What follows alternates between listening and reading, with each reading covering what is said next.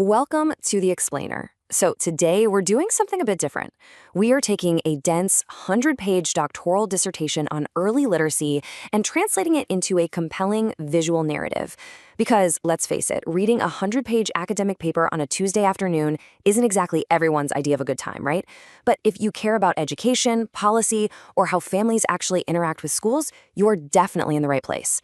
We're looking at a 2026 academic study by Dr. Cindy Jones that explores a massive shift in educational policy, the Alabama Literacy Act. But we aren't just looking at the statistics here. We're looking at it right through the eyes of the parents navigating it.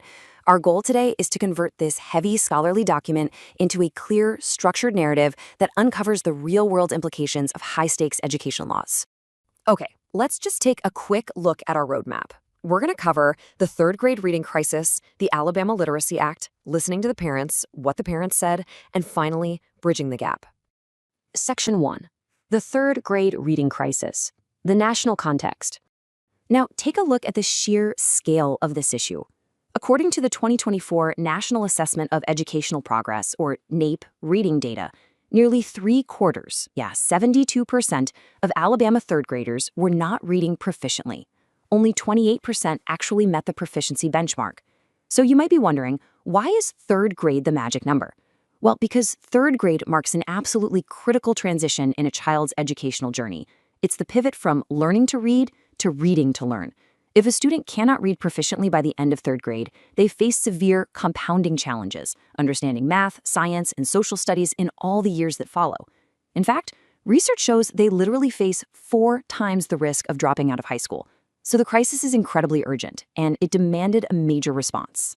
Section 2. The Alabama Literacy Act. Legislative solution. Let's break down exactly what this legislation does. Right at the heart of the 2019 Alabama Literacy Act is what's called the retention policy. In everyday language, this basically means that kindergarten through third grade students who do not demonstrate grade-level reading proficiency must be held back from the fourth grade. The stakes here are crystal clear. We're not just talking about a bad grade on a report card. It is a full year of retention unless the student happens to qualify for specific good cause exemption, like having an existing special education IEP or severe English learner challenges. So, how does this actually play out? Well, a third grader has to navigate one of these 3 specific pathways to actually get promoted to the fourth grade. Step 1, score above the lowest achievement level on the state ACAP reading exam. Now, if they don't hit that mark, they move to step 2, which is passing an approved alternative assessment. And if that doesn't work, there's step 3, demonstrating mastery of all third grade reading standards through a comprehensive reading portfolio compiled by their teacher. If absolutely none of these 3 pathways are met, that retention policy kicks in. Section 3, listening to the parents. Title, I Experiences. So the crucial point we really need to focus on is this exact research question from Dr. Cindy Jones's 2026 dissertation. She wanted to uncover the human element behind all this policy. You see, Title I schools serve communities with high percentages of low-income families, which is a demographic that is historically and disproportionately affected by reading proficiency gaps. So by conducting in-depth, semi-structured interviews with 15 different parents of K-3 students in these specific schools, the study aimed to understand how are families actually experiencing this massive high-stakes shift in education. Do they feel prepared at all? Do they even know what's happening? Section 4. What the parents said. 4 key themes. Here are the 4 overarching themes the researcher discovered when sitting down and actually listening to these families. First, they experienced inconsistent and super late communication from their schools. Second, despite that, parents felt a very strong personal responsibility at home to help their kids out. Third, there was immense emotional tension and really high anxiety surrounding the retention policy. And fourth, parents expressed a deep desire for ongoing, structured support from educators. Let's break these down one by one, because the details are fascinating. This brilliantly illustrates the first major hurdle. 9 out of the 15 parents interviewed had little to absolutely no knowledge of the Alabama Literacy Act. Remember, the law actually mandates that schools notify parents in writing within 15 days if a reading deficiency is identified, and it requires monthly written updates after that. Yet many parents are entirely missing the map and feel totally out of the loop. They described receiving one-time flyers they couldn't decipher, or hearing about the retention risk way too late in the school year to effectively intervene. But you have to contrast that systemic confusion with this really powerful reality. Parents are stepping up as the heroes. Even without clear guidance or formal training, these parents take their child's literacy incredibly seriously. They report reading daily with their kids, practicing sight words, just trying incredibly hard. They understand for sure that reading begins at home. The willingness is absolutely there. They're highly engaged, but their efforts are kind of happening in a vacuum without the specific tools they need to align with the school's standards. Then we hit the emotional reality. One parent explicitly stated, "Retention is concerning and frightening." I mean, think about that heavy emotional toll and the fear of failure that this high-stakes testing places on the shoulders of both young children and their parents.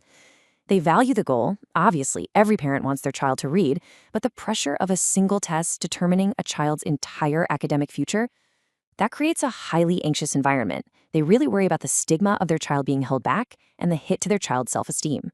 Section 5, Bridging the Gap, Compliance versus Partnership. The research makes it super clear. We have to shift from mere compliance to genuine partnership.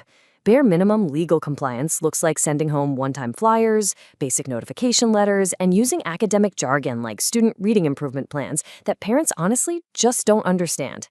But true relationship-based partnership, the exact kind parents are actually begging for, looks entirely different.